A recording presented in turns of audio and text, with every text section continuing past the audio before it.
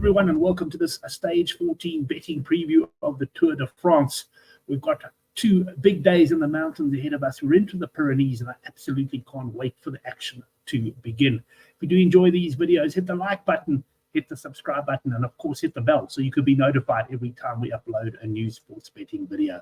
Right, stage 13. Well, I recorded the stage. I had meetings on Friday afternoon, so my plan was to sort of fast forward through the parts that didn't have a lot of action and probably condense the stage into about an hour, and it absolutely backfired on me. It was the sort of stage where you just never had periods where there was no action. It was unbelievable. I obviously fast forwarded a bit, but gee, what a dramatic stage. We had a break go clear, and Adam Yates was in the big break, and what a lovely move by UAE. And maybe they watched my video the other day and are starting to think outside of the box tactically a little bit.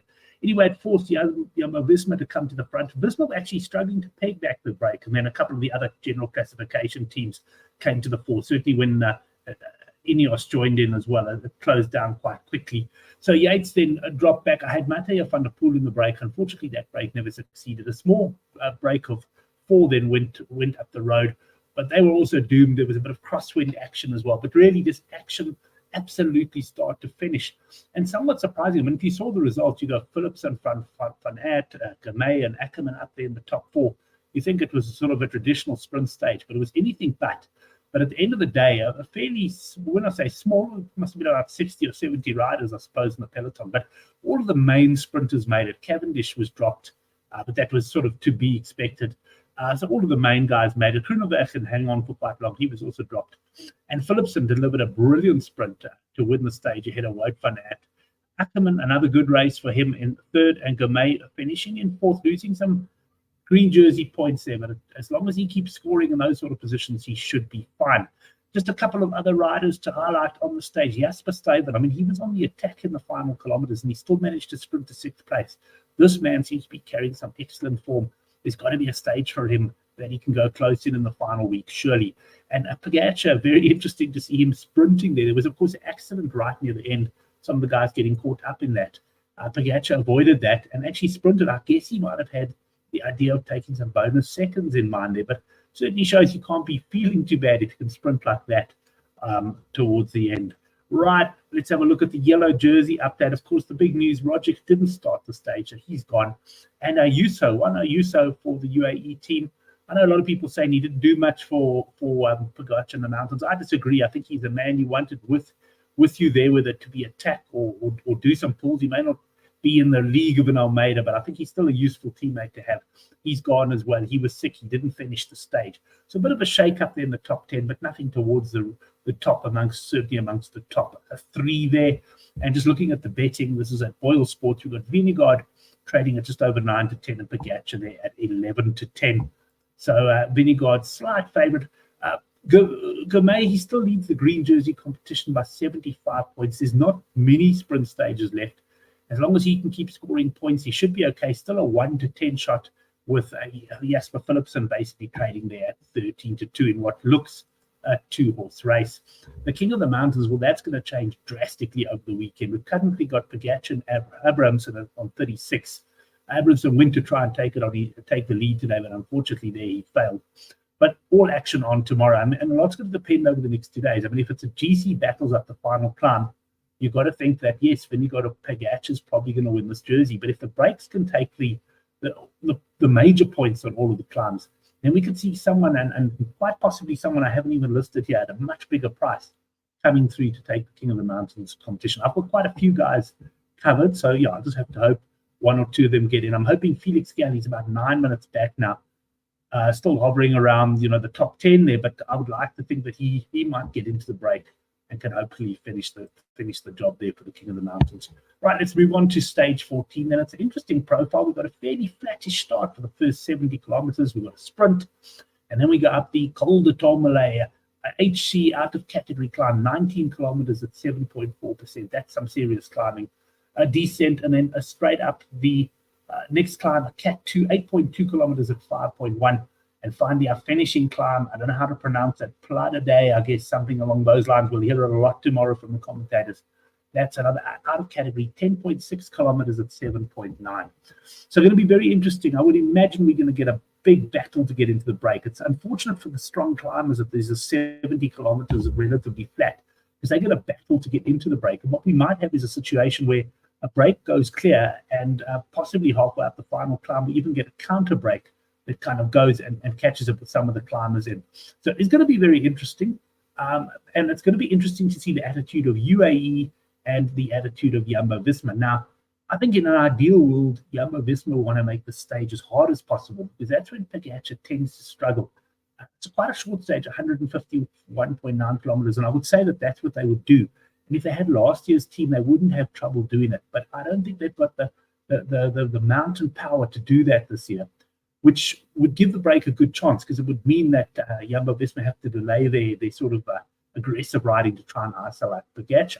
On the other hand, is Pogačar prepared to ride defensively? I think he should ride defensively now, but I don't know. He's not. It's not in his nature, and he might still sense there's an opportunity to isolate Vingegaard and have another go at him on the stage. I don't know. Personally, I would ride defensively. If UAE ride defensively, then I do think that the break has got quite a good chance of getting away, depending also on where the break goes. If it only goes on the climb, which is not impossible, they're gonna I suppose struggle to get a big enough lead to stay ahead of the GC guys when the guys start to race.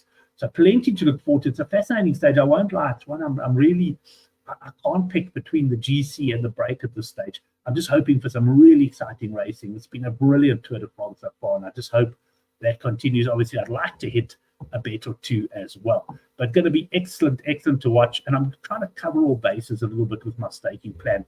Let's have a look at the betting though for stage 14. And I'm bringing up World Sports Betting because they of course have their money back for second place promo, and one of my bets is going to be one of the top two on the leaderboard. So at a shortage price, it is good to have that insurance. There's also every chance that Vingegaard and Pogačar, if it is a GC battle, the two of them are first and second. So that insurance could come in quite handy there. We'll also be doing the price boost. The price boost, by the way, won again. I lost some other bets on the stage, but I basically managed to break square thanks to the price boost on stage 13. Now, the betting came out quite late tonight, so I'm just going to be speaking to the Boyles guys in the morning, and I'll get a boost. I can tell you that this bet works out to about 23 to 13, a shade under sort of between sort of 18 to 10 and 19 to 10. And I've gone for Healy over Martin, and I've gone for Romo over Louis Meintjes, the South African, who hasn't shown me much at all. Romo sitting there in about 15th place at the moment. And that double works out to, as I say, just a tad under 2 to 1. We'll see what Boyle's thoughts give me. There is a direct link in the description box. You can go and see what that is in the morning, or otherwise have a look on the Goodforthegame website or in the forum, and you'll find a link where to click through to that. Right, here's my bets for stage 14. At the end of the day, I think that Pogačar at 7 to 2 is the play here. I look back at this. I look at the stage and I think, and let's just quickly go. We'll quickly go back to the slide with the profile. Sorry, let's skim back there. I don't think it's going to be easy for Vingegaard to drop Pogačar. He's going to have to probably try and go quite hard on the Tourmalet there to soften him up. But at the end of the day, I'm thinking Pogačar stays on the wheel, and he'd be more than happy just to grab the stage and the bonus seconds. So I'm going to go with Pogačar here. I think he maybe just blew up a little bit the other day, tried to attack from too far. If he can rein himself in, I think he has a good chance of staying with Vingegaard, who will be almost obligated to make the pace, and potentially Pogačar can then come around and take the win. Having a look at other guys in my staking plan, I'm going for Gal. This is at Boyles, 41 to 1. That seems quite a nice price. Possibility he goes in the break, but there's also a possibility that this stage is won by second break, with the first break caught on the Tourmalet, and then perhaps Gal and a couple of others could go, because they're far enough behind that the leaders won't mind giving them a bit of time. So I'm going for him there, also secretly hoping he can pick up some King of the Mountain points. Then we got Harper at 49 to 1. He looked so strong on stage 4 on the Galibier, where he actually had to drop back to pace Yates up. So I'm going for him here at 49 to 1. He would definitely have to win it from the break. So yeah, I'd like to see him involved in the action there. So very small plays there, and then I've got my double price boost. I've got Healy to win his match bet and Romo to win his match bet. We'll have a price on that in the morning. Keep an eye on the forum thread. There is a link in the description box below. And let me know your stage predictions and comments. Thanks for the feedback I've had so far. I know a couple of people saying I need to improve the sound, and 100% accept that. First thing I need to do, though, is get a new laptop. This thing's falling apart. So as soon as I get that, hopefully in the next couple of weeks, I'll improve the sound. Won't be in time probably for this Tour de France, but certainly for the other videos that I'm going to be doing over the coming weeks, and certainly when we get back into the hot seat for 2025.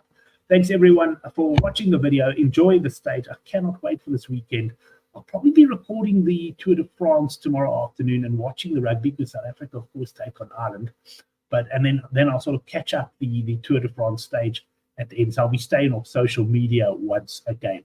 But really looking forward to this one. Hoping Pogacar can put in a good ride. Alternatively, I can catch one of my outsiders coming in. Have a great weekend and enjoy the stage.